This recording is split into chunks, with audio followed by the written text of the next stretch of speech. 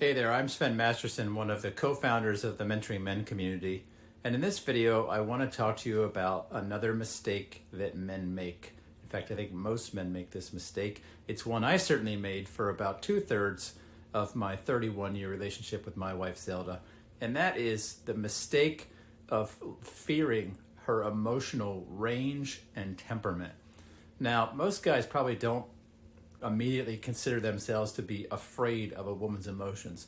But men generally approach a relationship in their younger years with the belief that the way a woman is acting, the emotional range she expresses in day-to-day life is either dysfunctional or broken. And so this is really easily understood when you talk to men every day, because every man reaching out generally has this story that he carries around to explain why his wife is not actually how he thinks she ought to be. And so there's this kind of at least subtle subconscious judgment that men have towards the feminine that says, well, she ought to be acting like this, but instead she acts like this.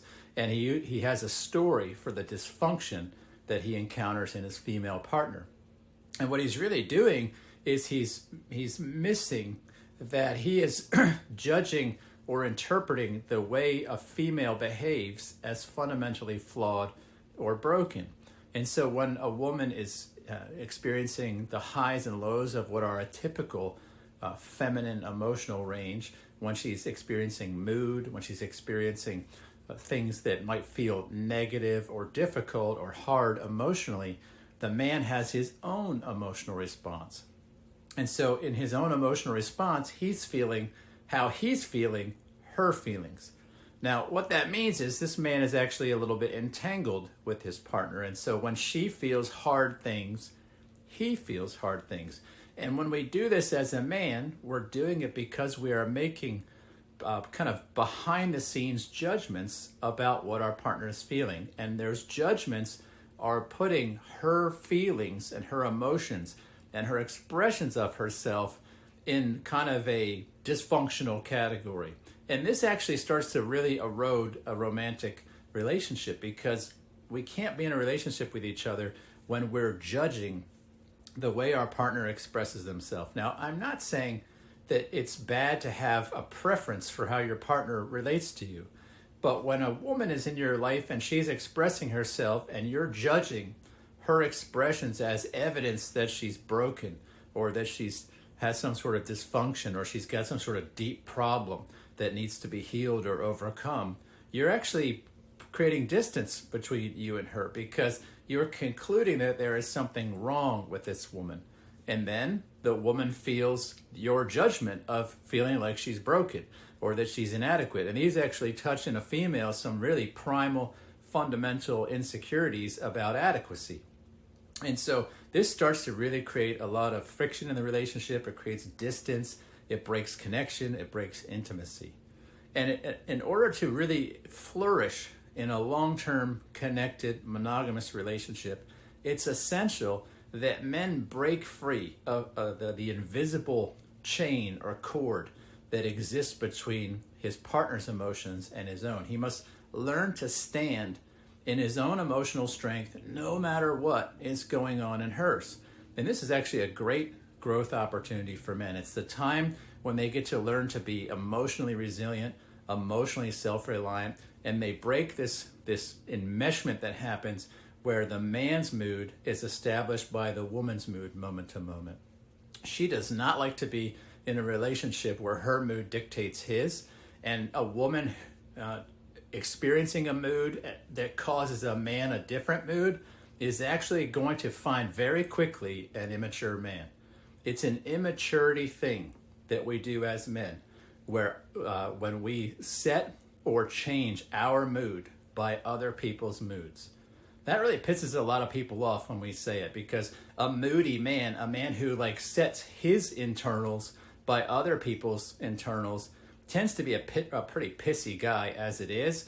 And in that immature childishness, he can't stand when somebody points out that that's immature and childish. And so I'm sure we're going to get flamed in the comments from some of these kinds of guys. We don't care. We're just telling you what our own experience has been. We've been there. We've been the immature men who were pissy because our partner was moody, and then just got sucked into that drama triangle where, we were victimized, and it's not something that breeds the kind of connection in a relationship that you or your partner are looking for. And so if you can come to understand as a man this mistake of seeing your partner's emotions as being fearful, you will greatly flourish. Now, by way of example, I want you to think about nature, right? I live in a very natural environment. I live in the north central part of Pennsylvania, and Pennsylvania is actually, known to be Penn's Woods. It's a very forested area, beautiful area. There's a lot of really remote places where I live, and being out in those remote places can sometimes feel frightening. Being out in natural environments can feel really frightening. Maybe if you're at the top of a very high mountain, a very high precipice. Maybe if you're in a place that's very dark, you might know this kind of fear. If you're out to sea is another great example. Some of these places can feel really terrifying. But I want you to stop and think for a minute when you're in the natural environment we call nature. Is nature being bad? Or is that fear and terror just your relationship to the natural environment? I would suggest that even in the midst of a hurricane, a tornado, lightning, wildfires, really anything we see in the natural environment, nature is just being nature. And so when I'm terrified and I'm fearful, I'm actually having my own experience. My brain is kind of, interpreting the signals of what's going on around me, and is coming to the conclusion that I'm in danger. I am at risk of maybe peril or the loss of life or limb. But that experience is internal to me. Nature is not misbehaving. Nature's just doing what nature does. And, a lot of people have correctly ascribed nature as being very feminine in the realm of energies and whatnot. And I have found this to be very true, that nature is a great corollary to the nature of the feminine, because women work very much the same way. They have high emotional range. They can be stormy and they could be calm. They could be serene or they could be wildfires. And just like relating to nature, it's common for men to look at the way they're being in the moment and actually label it as something bad or something terrifying or something mean or angry. And then after making those judgments about what nature or the feminine is doing, then to shirk away, to run away kind of with our tail between our legs in fear or disgust or in anger or in sadness. And when we do that, we're actually retracting from nature. We're retracting from the feminine. And from a woman's point of view, when she's just being a woman and a man can't handle it and he looks like he's afraid or he's angry or he's resentful, this is felt as both judgment and hurtful, because it seems like really a fundamental rejection of her very nature. And man, I wish I understood this for the first 20 years of my 31-year relationship, because I was unwittingly not only hurting my partner, but I was working against the very things that I wanted. And I was doing that because I was making these kind of subtle, passive, subconscious judgments about how my wife was being. And I did that not realizing I was actually living out of my worldview. And then your worldview, my worldview, really is just the set of stories and interpretations and understandings we have about how life works. And so we pick these up without our consent, really along the way as we're kids. Maybe as a little boy, as a really little boy, your mother makes kind of a scrunchy face, and she says, "Not right now. Get away from me. Can't you see I'm busy?" And you didn't get your dinner on time or perhaps at all. And your brain makes a little map of all these experiences called your worldview that says, when that face appears on a woman, you're not going to eat tonight, right? And so we carry these kind of pattern recognitions forward as concepts in the brain. And then when we see this kind of same look appear on a girlfriend's face or a partners face, we tend to say, oh no, I'm in danger. We got to work to avoid this danger. Or maybe we come to a different conclusion that there's something wrong with me. There's something wrong with us. Whatever we're encountering, what we end up running into really is our insecurity. We're locating in these moments when we encounter a woman's moods and emotions, we're encountering our own internal insecurities. Now, in another video somewhere, we'll talk about the relationship between insecurity and dependency. But for now, I want you to understand that those insecurities are all places that actually exist in our lives as men. They're our problems. And so when my wife was acting a certain way and it was landing on me as repulsive or something to flee from or something to get angered by or something to be mopey about, it was me experiencing me. Just like if I was in nature experiencing the ocean and a storm or a hurricane, that storm is just how nature is. Part of the natural world is storms. And part of a woman's nature is emotional storms. Things we might say like, whoa, that was some rough seas. And when we ascribe a negative meaning to it, we're doing that out of the deep recesses of our story as men.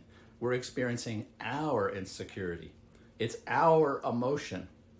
And so part of the journey of learning to mature as a man is learning to break that connection between what we see happening in our woman and our partner and our internal state. We have to learn to stand in a firm, erect state internally based on our value system, based on our virtues, instead of based on the perception that a woman's emotional range is somehow a threat to us. And when you do that, what you're doing is you're becoming more self-reliant, you're becoming less dependent, and you're becoming emotionally resilient. Now, the best thing about emotional resiliency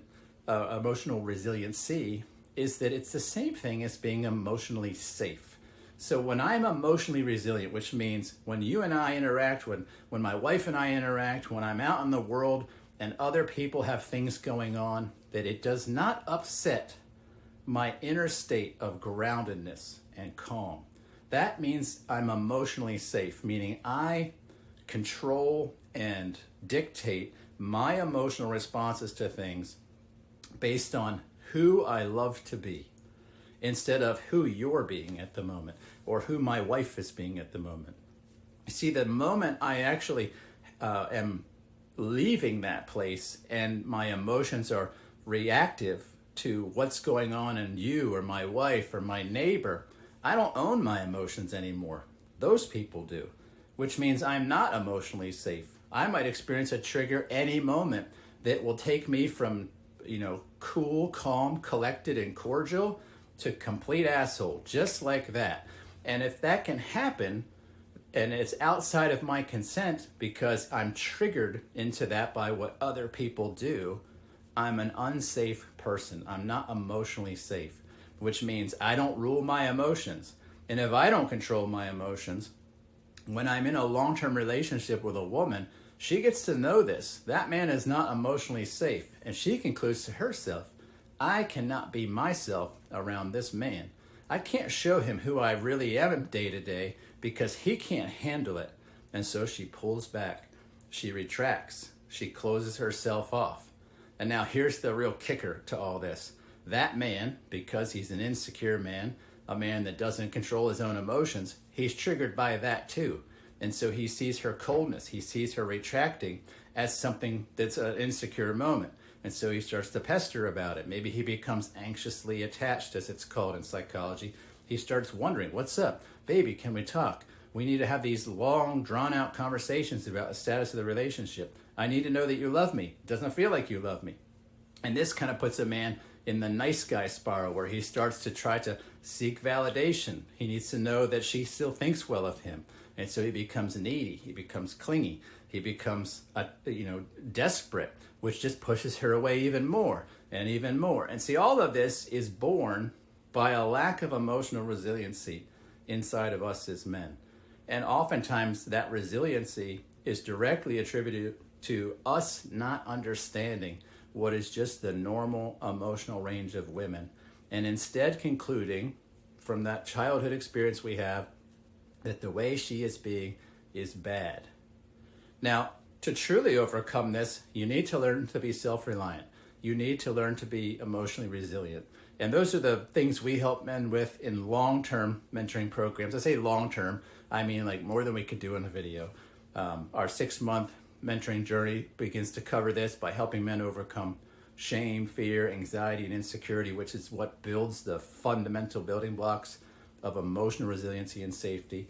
Those are really the long-term best ways to do a real kind of a roots-oriented foundational repair of these things. But you could do a lot of things even starting today that don't require that. One of the best things you can learn to do is to learn to begin being comfortable being uncomfortable, right? This is a thing every man really should kind of bake in to his daily practice, the practice of learning to be comfortable being uncomfortable. And there's a lot of really easy ways to do this. One way that I believe almost every man can do on a daily basis is simply cold showers. Just, for about 90 seconds of your shower cycle, at the end, after you're all clean and everything, turn that sucker to cold and learn to stand in the discomfort of the cold water. Now, that's not only physiologically good for our bodies, it's really good for learning to be comfortable being uncomfortable. It's a great place to learn to stand in a moment that parts of you are saying, flee, get out, get warm, but to learn to be there and be okay. And anybody can do this. I'm not going to tell you how to do cold showers. You can search the internet. There's plenty of advice on the best ways to do that, but it's a great way to start this practice towards resiliency. The second one is weight training. Weight training, a daily or weekly discipline of weight training, does the same thing, right? When we're in the gym, there's a part of us that's saying, quit, man, quit, this hurts, right? And then the other part of us is saying, but this is good for us. Stay uncomfortable because there's a reward for the discomfort.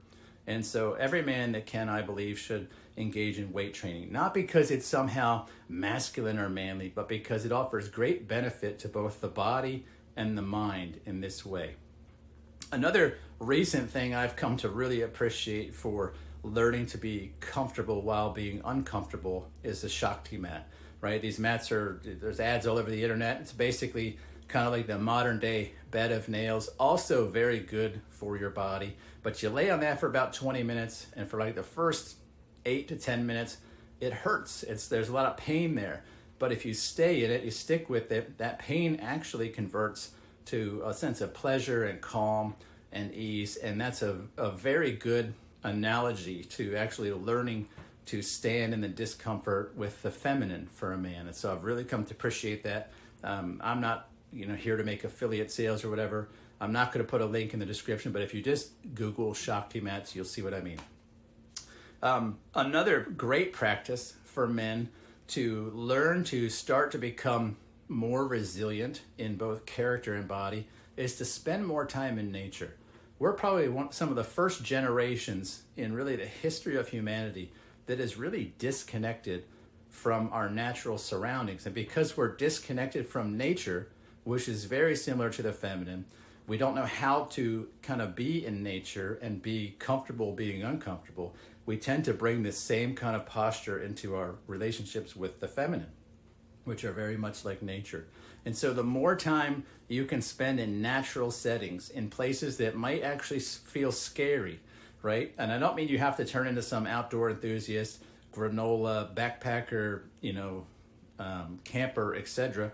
But those experiences can really go a long way towards kind of grounding a man in some of these kind of primal truths about his relationship with natural things. And it puts us in places where we're going to run into uncomfortable range.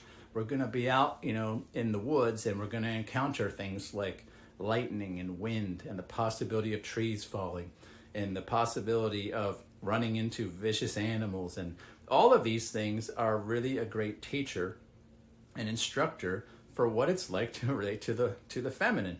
And so I would highly encourage you to get outside, get to the beach, get to the mountains, get in the river, etc. Those things all greatly help a man in his understanding of himself, the feminine relationships, and his relationship to the planet. And I would highly recommend that. And lastly, if you really want to go deep in this, we would invite you to join the conversation we have in the Mentoring Men community. We have multiple ways to do that. The first level is just as a community member. It's a men's only community. It's a private community.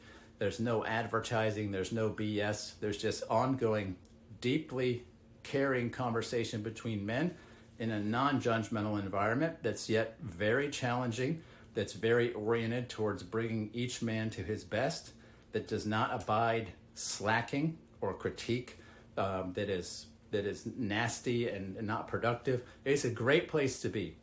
And you ask any of our members and they'll tell you the same thing.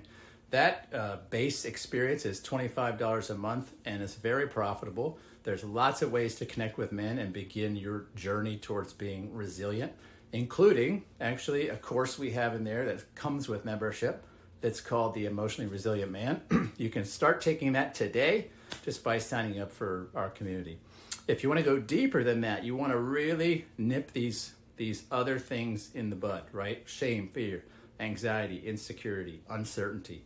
You want to become really a man that is super well grounded, emotionally safe, who's deeply connecting, who knows how to be with a woman in her emotional range and not be afraid and not retreat and not cower away. Then I invite you to consider our more deeper mentoring program. That begins with something called the Renewed Masculine Man. That is a 6-month journey. There's a number of ways to take it. I won't unpack those now here, but if you scroll down in the description, you'll see a link to that. You can understand more of that. Although I would invite you, before you try to just go and sign up for that you actually reach out and set up a call with myself or one of the other mentors. Let's get to know each other, right? And that's the last way I want to invite you to pursue your journey into up-leveling your emotional resiliency and your maturity. And that is reach out to us, right? Let's have a call. We offer these totally complimentary. There's no sales pitch. You heard actually more sales pitch in this video than you'll hear from us one-on-one.